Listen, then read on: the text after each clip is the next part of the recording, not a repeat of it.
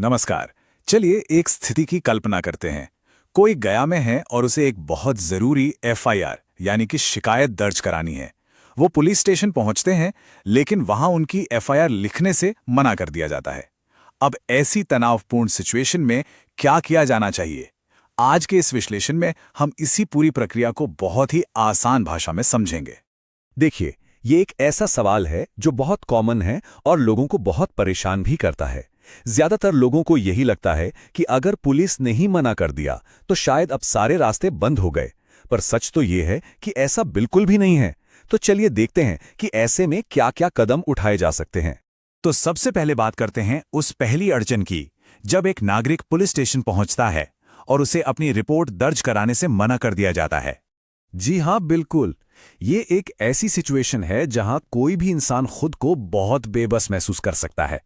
जब कानून के रखवाले ही मदद करने से इनकार कर दें, तो ऐसा लगता है मानो न्याय का दरवाजा खुलने से पहले ही बंद हो गया हो। लेकिन एक बात याद रखिए, यहीं से आपके कानूनी अधिकारों की जानकारी काम आना शुरू होती है। तो अब आते हैं सबसे जरूरी बात पर। ये वो बुनियाद है जिस पर एक नागरिक की ताकत टिकी हुई है, और इसके बारे में जानना हम सबके लिए बेहद जरूरी है। इस एक लाइन को बहुत ध्यान से समझने की जरूरत है। ये कोई सलाह या कोई सुझाव नहीं है, ये सीधा सीधा कानून है। असल में ये एक ऐसा फैक्ट है जो एक आम नागरिक और सिस्टम के बीच के रिश्ते को पूरी तरह से बदल देता है। तो सबसे अहम बात यही है कि पुलिस की ये जिम्मेदारी है, उनकी ड्यूटी है कि वो शिकायत दर्ज करें। ये उनकी मर्जी पर निर्भर नहीं करता। जब किसी नागरिक को ये बात पूरे आत्मविश्वास के साथ पता होती है, तो वो अपनी बात ज्यादा मजबूती से रख सकता है। ठीक है, तो अब थोड़ा और गहराई में चलते हैं।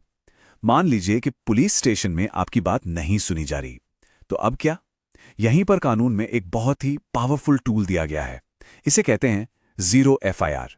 आइए जानते हैं कि ये क्या है और ये काम कैसे करता है।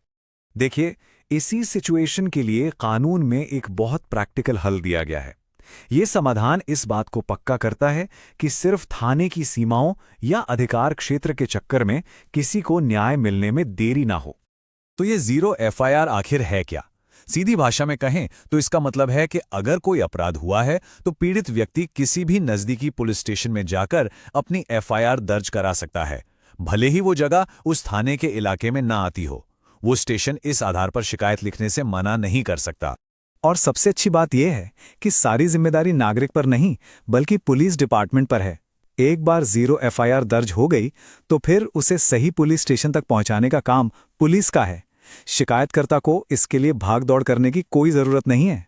अच्छा, चलिए अब एक कदम और आगे बढ़ते हैं।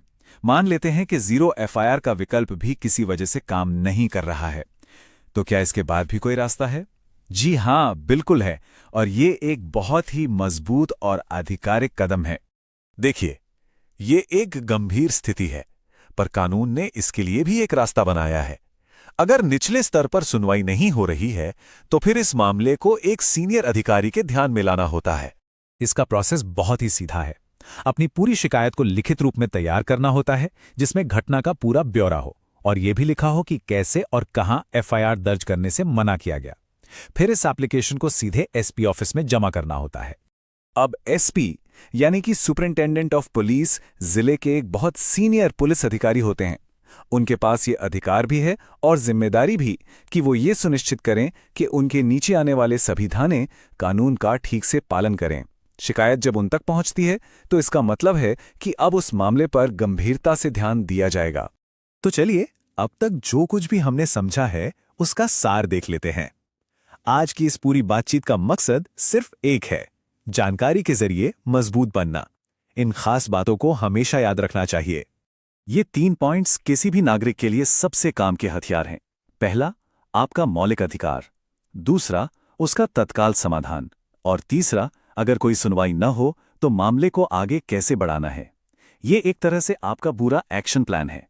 और आखिर में ये बात सबसे जरूरी है, ये कोई एहसान या मेहरबानी नहीं है, ये एक कानूनी अधिकार है। इस जानकारी के साथ कोई भी नागरिक